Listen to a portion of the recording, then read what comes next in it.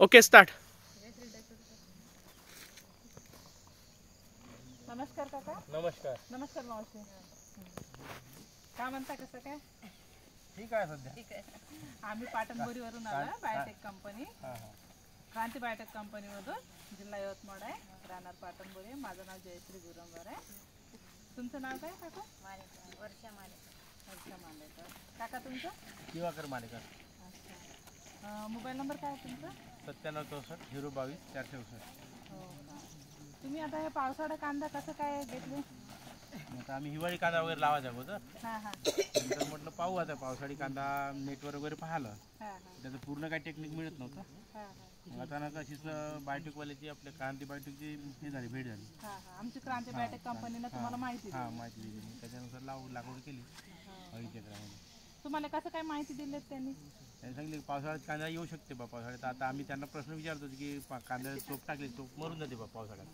त्यांना पावसामुळे तर राहत नाही, विजा वगैरे चमकल्यात नाही का, तर असं समज आहे लोकांमध्ये. तुम्ही कांदे वगैरे हे पीक लागवड आहे करायच्या आधी सर आले होते का शेतात? हो, आले. ते माती परीक्षण हो, वगैरे? जमीन वगैरे सगळे पाहून गेले ते. हां हां. काही जण चेक केले होते त्याने? काय नाही, जमीन वगैरे पाहिली, चांगला आहे ते म्हणजे कांदा तुमच्या जमीन. हां, मशीन वगैरे यांना चेक केलं? हां, तर त्यांनी मग का माहीत नाही मशीन केलं, हां हां पण पाहिलं तर कांदा होऊ शकतो. मग कांदा लागवड केली. हां. तुम्हाला मग लागवड केल्यापासून सर काय हमी दिले होते का मी येईल बा 15 दिवसांना काही हां, एक महिन्याला? बिलकुल. सर्व्हिस त्यांनी चांगली दिली. सर्व्हिस हां. किती दिवसांना येत होते सर तुम्हाला 8 दिवसांना 15 दिवसांनी येतो. हो. पाणी करून जायचं, औषध वगैरे सांगायचे. हां. मग औषधी आमचीच कंपनी पुरवली तुमच्याच तुम्हाला? कंपनी. हो का.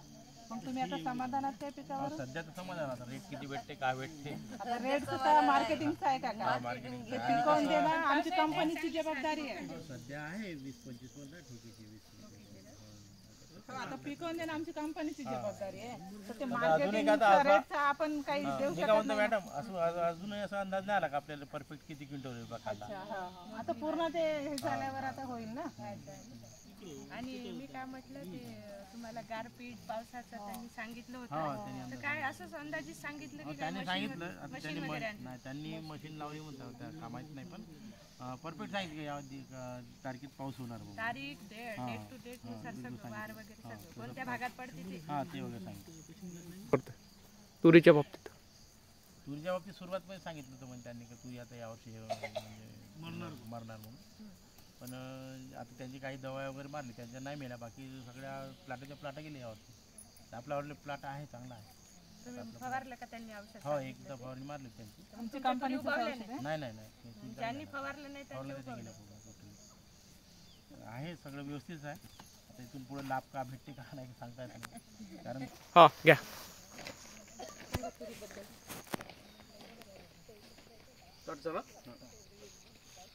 साहेबांनी आम्हाला 1-1.5 महिन्याच्या पहिले गणपतीमध्ये सांगितलं होतं का तुमच्या तुरी मरणार बा वातावरणाच्या फरकामुळं.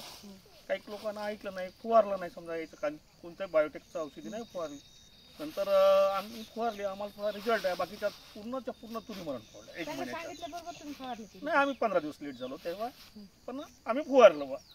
आधी विचारायला तुम्हाला फवारा? नाही, मी गेलो होतो साहेबांसोबत, मालेकर भाऊ सोबत त्यांच्याकडं पाहून भेट करून येऊ. त्यांनी सांगितलं का अशी घटना होणार बा समोर, तर अशी घटना घडली. आणखी आत्ता परवा दिवशी वातावरणाचं त्यानं चांगलं का 26-27ला म्हणजे आभाळ होईल आणि 28-29ला पाऊस येईल बा. 29ला पाऊस आलाच आमच्याकडे. नाही, 28ला आला पाऊस. 26-27ला आभाळ झालं होतं, 28ला पाऊस आला. 28 तारीख सांगितली होती? 28-29 सांगितलं. आता एक दिवस 20-19 होते ना, एवढे काही परफेक्ट. स्टार्ट. पंजाबराव डग साहेबांच्या अगेन्स्टमध्ये त्यांचे जे हवामानाचा अंदाज असतो त्यापेक्षा क्रांती बायोटेकनी सांगितलेला हवामानाचा अंदाज आपल्या एरियामध्ये अचूक ठरला का? वेळ आणि टाईम? बिलकुल सर, आपलं अचूक ठरला. बिलकुल 100% तुमचा अचूक ठरला. म्हणजे तुमचा विश्वास पंजाबराव डग पेक्षा तुमच्या 100% आलायत. क्रांती बायोटेकवर जास्त विश्वास. ठीक आहे. दुसरा प्रश्न आहे माझा की आपल्या एरियात मी तुरीची जी भविष्यवाणी केली होती दसऱ्याच्या अगोदर, हो, तुरी फुलोऱ्यावर यायच्या अगोदर, ही 100% ती भविष्यवाणी खरी ठरली ना? बिलकुल 100% खरी ठरली. म्हणजे तुमचा विश्वास आज आलाय. आज हो. पण हे कसं काय केलं असेल क्रांती बायोटेकनी? हा एरियाचा कसा काय सर्वे केला असेल? तर तुम्हाला माहिती, तुम्ही अभ्यासू आहे त्यातले, हे तुम्ही त्याच्यातले अभ्यासू आहे. मला वाटलं तुम्ही वातावरणामध्ये काही असेल बा PhD वगैरे असं मला अंदाज आहे माझा. म्हणजे साहेब आज तुमचा एवढा खरोखर अभ्यास झालाय की क्रांती बायोटेक कोणाला फसवत नाही. नाही फसवत नाही, फसवेगिरी आहेच नाही तिथं फसवेगिरी आहेच नाही. आम्हाला रिझल्ट भेटला ना औषधीला. आता तसं शनिवार मला रिझल्ट भेटला. आम्ही समोर ठरवलं आहे का तुमच्या मतानं शेती करायची. ओके. आता पराठी लावेल तेव्हा तुमच्याच मतानंच आम्ही शेती करतो. भविष्यात तुम्ही पूर्ण क्रांती बायोटेकची साथ सोडणार नाही. नाही बिलकुल सोडणार. ठीक आहे, धन्यवाद साहेब. एवढी माहिती दिल्याबद्दल. पुन्हा आम्ही तुमच्या प्लॉटमध्ये येऊ. पूर्ण माझे एम्प्लॉईज यवतमाळ, नागपूर, त्याच्यानंतर वर्धा, त्याच्यानंतर भंडारा, गोंदिया आणि पूर्ण चंद्रपूर जिल्ह्यात जेवढेही एम्प्लॉईज आहेत सगळे एम्प्लॉईज 150च्या वरती क्रांती बायोटेकचे सर्व टीमनिशी आम्ही आता उतरू.